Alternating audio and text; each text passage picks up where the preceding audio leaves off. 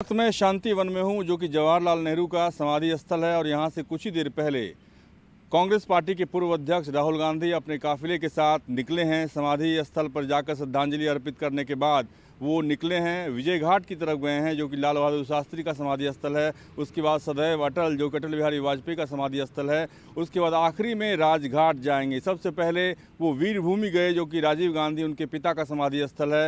वीर भूमि में जो तस्वीरें आप देख सकते हैं, तस्वीरों में देखने के बाद आपको लगेगा कि राहुल गांधी जिस ड्रेस में भारत जोड़ो यात्रा करते हैं, उसी ड्रेस में समाधि स्थल पर श्रद्धांजलि अर्पित करने आए हैं। एक टी शर्ट और पैंट पहन कर आए हैं। और इतनी कड़क सर्दी के बाद भी, इतनी भयंकर सर्दी के बाद भी उन्होंने कुछ भी और नहीं पहना हुआ है। सबसे बड़ी बात कि जो एक विवाद पैदा करने की कोशिश की गई या विवाद पैदा हुआ गौरव पांधी, जो कि कांग्रेस पार्टी के नेता हैं, उनके बयान से कि 1942 के भारत छोड़ो आंदोलन में बीजेपी या आरएसएस का कोई नेता नहीं था, इंक्लूडिंग अटल बिहारी वाजपेयी। इस बयान के बाद से एक सवाल या निशान इस बात पर उठना शुरू हो गया कि आखिरकार जब अटल बिहारी वाजपेयी पर इतने सारे सवाल हैं तो उनके श्रद्धांजलि अर्पित करने का क्या मतलब। लेकिन इसके बारे में पार्टी का कोई बड़ा नेता अभी तक सामने नहीं आया है। भारत जोड़ो यात्रा, जो कि कन्याकुमारी से कश्मीर तक जा रही है, 3500 से ज़्यादा किलोमीटर की यात्रा में 3000 किलोमीटर ये पूरी कर चुकी है।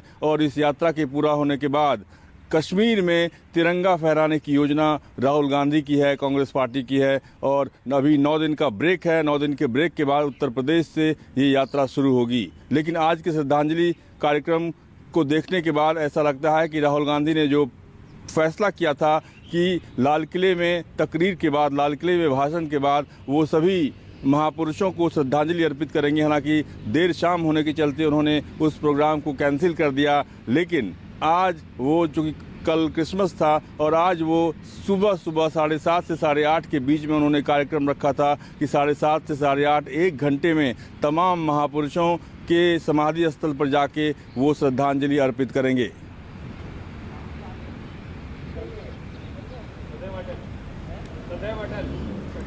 तो रमन आपको जानकारी दे रहे थे राजघाट से, और ये तस्वीरें भी हम आपको लगातार दिखा रहे हैं। राजघाट पहुंचे राहुल गांधी अपने श्रद्धा सुमन अर्पित करने के लिए।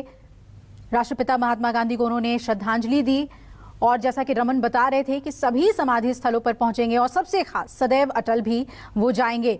और रमन, ये बहुत अहम हो जाता है, कल जिस तरीके से सियासी सवाल उठ रहे थे, बल्कि कुछ विवादास्पद बयान भी दिए गए कांग्रेस की तरफ से, कोई क्लैरिफिकेशन, ऑफिशियल क्लैरिफिकेशन किसी सीनियर नेता का सामने आना कि कल क्यों नहीं गए राहुल गांधी और आज को उन्होंने क्यों चुना?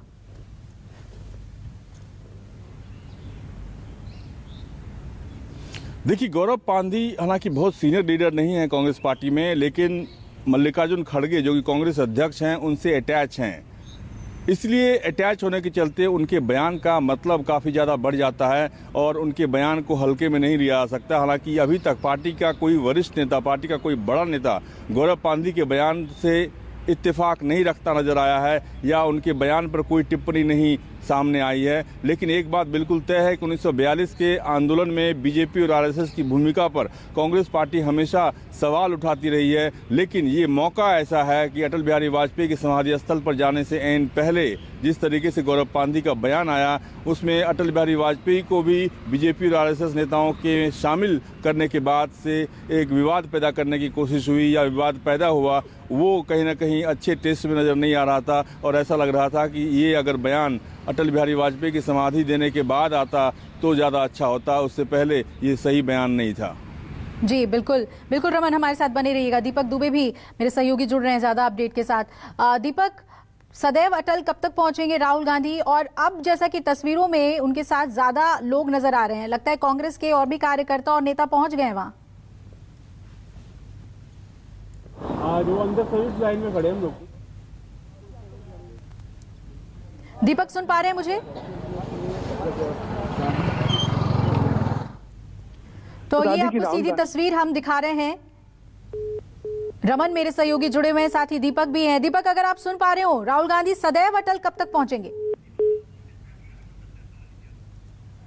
तो रमन, अगर आज पूरे शेड्यूल को देखें राहुल गांधी के, तो उन्होंने शुरुआत जो है वो अपने पिता से की, वीर भूमि से।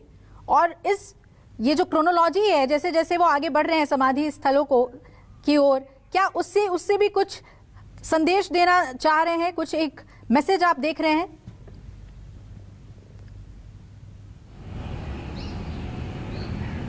बिल्कुल, देखिए कि सबसे पहले उन्होंने अपने पिता के समाधि स्थल पर श्रद्धांजलि अर्पित की और पूरी तरीके से झुककर उन्होंने श्रद्धांजलि अर्पित की। काफ़ी देर तक आंखें बंद करके खड़े रहे और उसके बाद एक चक्कर लगाने के बाद जो है वो आगे बढ़े। अपने दादी इंदिरा गांधी के समाधि स्थल पर आगे बढ़ते गए। इंदिरा गांधी के समाधि स्थल के बाद उन्होंने जवाहरलाल नेहरू के शांतिवन समाधि स्थल पर आए और वहाँ से श्रद्धांजलि अर्पित करने के बाद वो विजय घाट जाने का उनका कार्यक्रम था, जो कि लाल बहादुर शास्त्री का समाधि स्थल है। उसके बाद विजय घाट के बाद सदैव अटल, जो कि अटल बिहारी वाजपेयी का समाधि स्थल है, वहाँ से सीधे राजघाट जाने का उनका कार्यक्रम है। यानी कि क्रोनोलॉजी इस तरीके से बनाई गई थी कि सबसे पहले पिता राजीव गांधी के समाधि स्थल पर जाना, उसके बाद दादी इंदिरा गांधी के समाधि स्थल पर जाना, उसके बाद नाना जवाहरलाल नेहरू के समाधि स्थल पर जाना, उसके बाद लाल बहादुर शास्त्री, अटल बिहारी वाजपेयी के बाद अंतिम में राजघाट महात्मा गांधी के समाधि स्थल पर जाने का उनका कार्यक्रम है।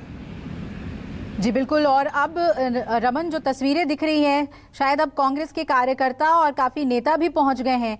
जो विजय घाट की तस्वीर हम दिखा रहे हैं, अब सिलसिला जो है वो कांग्रेस कार्यकर्ताओं और नेताओं का भी नजर आ रहा है श्रद्धांजलि देने का।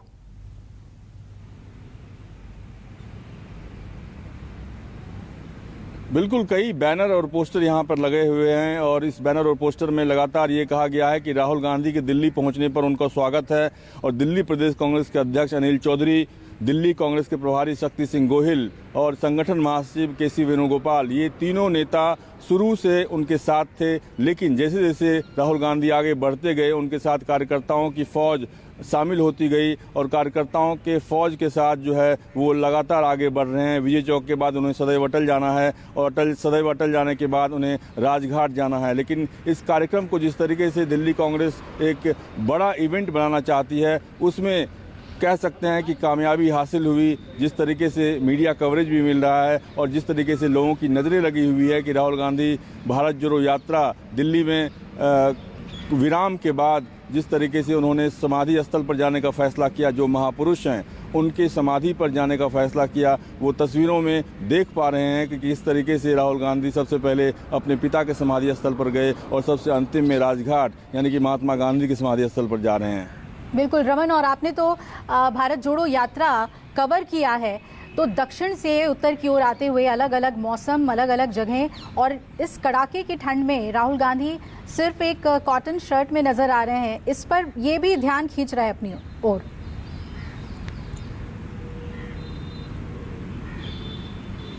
बिल्कुल, आप सही कह रही हैं कि आज जिस तरीके से इस कड़ाके की सर्दी पड़ रही थी, उसके बाद से हमें ये लगा कि राहुल गांधी कुछ जैकेट पहन के आएंगे, फुल जैकेट पहन के आएंगे या शॉल ओढ़ के आएंगे। लेकिन जब हमने देखा कि वो उसी ड्रेस में, जिस ड्रेस में भारत जोड़ो यात्रा में यात्री के तौर पर यात्रा करते रहे, उसी ड्रेस में वो सीधे वीरभूमि आए और अपने पिता राजीव गांधी को श्रद्धांजलि अर्पित की। उनके ड्रेस को देखने के बाद ऐसा लग रहा था, जब ये सवाल उनसे पूछा गया था एक बार कि आप ऐसा ड्रेस पहनते हैं, आपको ठंड नहीं लगती, तो उन्होंने जवाब दिया था कि किसानों से पूछिए, किसानों से आप जाके क्यों नहीं पूछते, उन्हें ठंड नहीं लगती क्या। इसीलिए आप कह सकते हैं कि राहुल गांधी ने पता नहीं फैसला तो नहीं कर लिया है कि भारत जोड़ो यात्रा में जब तक वो तिरंगा नहीं फहराते कश्मीर तक, तब तक वो इसी ड्रेस में आगे चलते रहेंगे। जी रमन, बने रहिएगा हमारे साथ। नमस्कार, मैं हूं मानक गुप्ता। अगर आपको हमारा ये वीडियो पसंद आया हो तो इसे लाइक और शेयर जरूर करें, और हाँ, हमें सब्सक्राइब और फॉलो करना ना भूलें ताकि आप देश और दुनिया की कोई खबर मिस ना करें। तो जुड़े रहिए हमारे साथ और देखते रहिए न्यूज़ 24।